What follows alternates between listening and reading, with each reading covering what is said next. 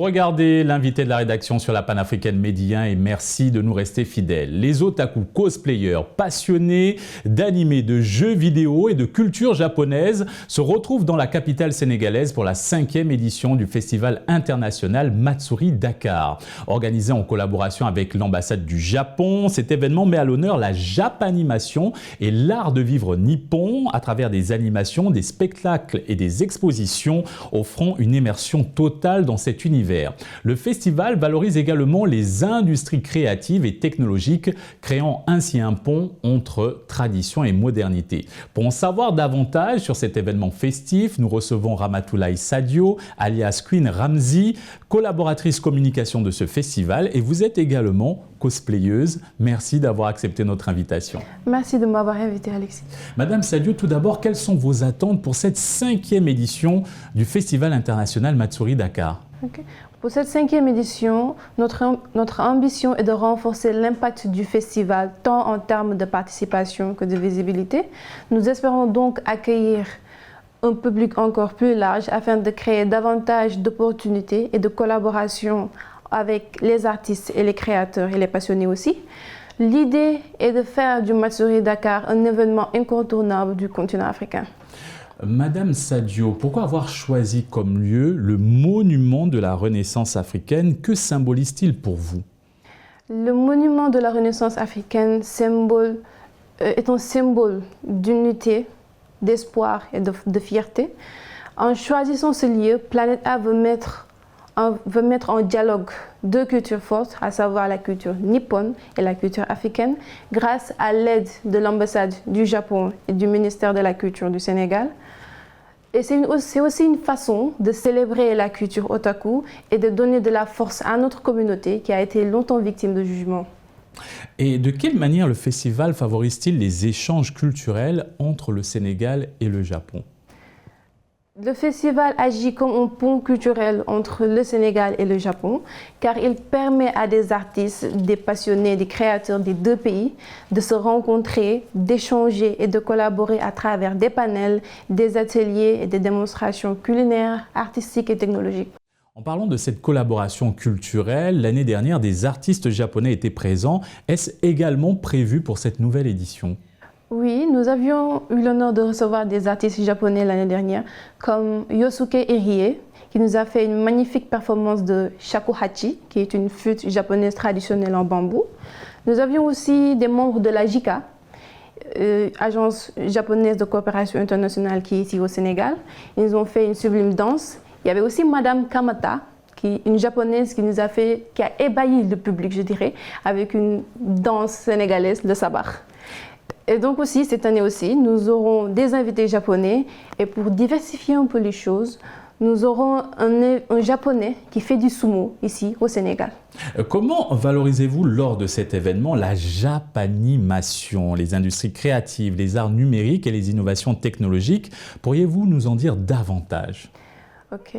Pour valoriser tout ça, nous aurons des stands culinaires qui mettront en valeur des plats célèbres du Japon tels que les takoyaki, les tempura, les sushis, les ramen. Nous aurons aussi des ateliers de dessin, des stands de calligraphie japonaise, des stands de kimono, d'essayage de kimono, des démonstrations technologiques avec les casques à réalité virtuelle, l'intelligence artificielle, les jeux vidéo aussi. Nous aurons aussi des expositions de manga, de bandes dessinées locales et d'accessoires liés à cet univers. Nous aurons aussi du cosplay, de la danse et du chant réservé uniquement au générique des animés.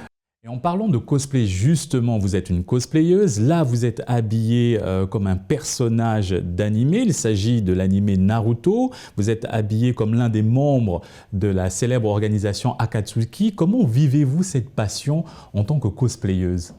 En tant que cosplayeuse, m'habiller comme les personnages de mes animes favoris, c'est une manière de faire vivre ces personnages car ils sont pas réels, ils sont dans nos têtes. Donc du coup, m'habiller comme eux, parler comme eux, avoir le même style vestimentaire et les mêmes comportements, C'est aussi une forme artistique. Il y a aussi également beaucoup de stylisme dedans. L'avez-vous confectionné? Nous savons qu'également, vous exposez beaucoup de vos créations sur les réseaux sociaux. Vous confectionnez vous-même vos tenues? Non, pour certaines tenues comme celle-ci, je l'ai achetée, mais pour d'autres, je trouve les tissus qui correspondent à la tenue du personnage et je donne à un tailleur. Après, s'il y a des trucs à personnaliser, comme des motifs et tout, je fais ça à la main. Il y aura également un concours de cosplay lors de ce festival Matsuri Dakar. Oui. C'est aussi un festival très attendu par les gamers sénégalais, professionnels ou amateurs. Quelle compétition prévoyez-vous pour satisfaire leur attente? Comme chaque année, nous prévoyons plusieurs tournois. Nous aurons des classiques comme Street Fighter, Tekken, et aussi de l'e-sport avec FIFA, F75, PES, NBA. Nous aurons aussi des tournois de jeux japonais, célèbres comme Naruto Storm, Dragon Ball Fighter et Super Smash Bros. Et les inscriptions aussi sont déjà ouvertes pour ceux qui veulent concourir. Les 3 premiers de chaque concours recevront aussi un prix. À part ces récompenses pour les gamers, d'autres récompenses sont attribuées aux festivaliers. Cette fois, dans quelles disciplines sont-ils attribués et comment ces récompenses encouragent-elles leur passion? Les prix sont remis dans des disciplines variées, telles que le karaoké, la danse avec le tournoi de Just Dance, le dessin, le cosplay et le gaming. Même si le plus important pour nous, c'est que les gens participent et s'amusent, mais donner une récompense aussi est une manière pour Planète A de valoriser le travail et les efforts fournis par les festivaliers. Car que ce soit le dessin, la danse et le gaming, ça demande des heures de pratique. Et faire du cosplay aussi demande beaucoup d'efforts, car acheter la tenue ou donner à un tailleur, trouver les accessoires adéquats pour être fidèle au personnage, la coiffure, le maquillage, l'imitation, c'est vraiment tout un art. Concrètement, comment cet événement fédère-t-il la communauté discrète mais puissante des otaku et des cosplayers? Et pourriez-vous revenir sur la signification de otaku et du cosplay? D'accord. Un otaku, c'est une personne passionnée par la culture japonaise, notamment les mangas, les animés et les vidéos. Un cosplayer, c'est une personne qui aime faire vivre, qui aime donner vie à ses personnages, à des personnages de manga, de jeux vidéo.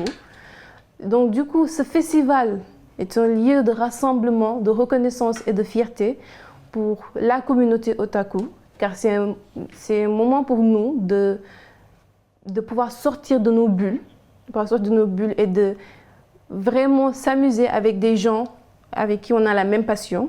Donc du coup, ce festival nous offre un espace libre d'expression et de créativité. Cette année, le mois dernier pour être précis, un grand nom de la Japanimation nous a quittés. Il s'agit d'Éric Legrand, voix française de Vegeta dans l'animé Dragon Ball Z. Est-ce qu'un hommage lui sera rendu lors de cette édition, comme celui dédié l'an dernier à Akira Toriyama, créateur de Dragon Ball Z? Et quel souvenir gardez-vous de la carrière d'Éric Legrand en tant que doublure française de Vegeta?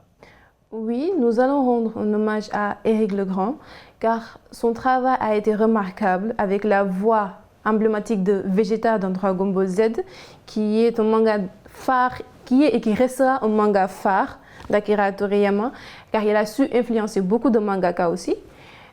La voix d'Éric Legrand a su transcender les frontières linguistiques et culturelles, car il a su, et nous le devons aussi énormément, car il a su ancrer en nous l'animation japonaise.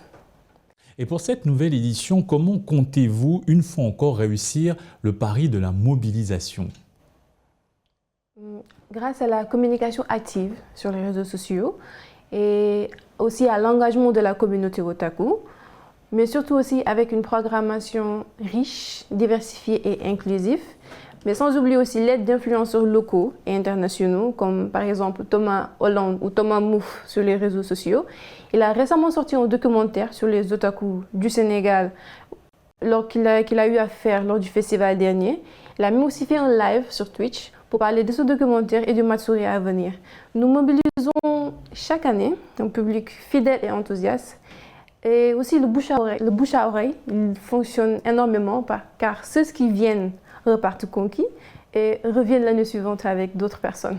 Encore une question avant de clore cet entretien. Très rapidement, selon vous, qu'est-ce qui fait la particularité de ce festival? Qu'est-ce qui le rend unique?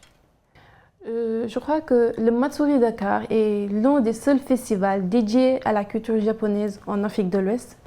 Et il est unique par sa capacité à réunir des générations différentes autour d'une passion commune, à créer un pont entre les deux cultures, mais aussi à valoriser à la fois les talents locaux et les références internationales.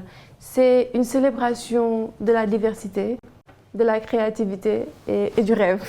Merci Madame Sadio pour cet éclairage et encore merci d'avoir accepté notre invitation. Très beau cosplay et très belle boucle d'oreille en forme de shuriken. Merci beaucoup. Et c'est ainsi que s'achève cette émission. Très bonne suite des programmes sur la Panafricaine Média.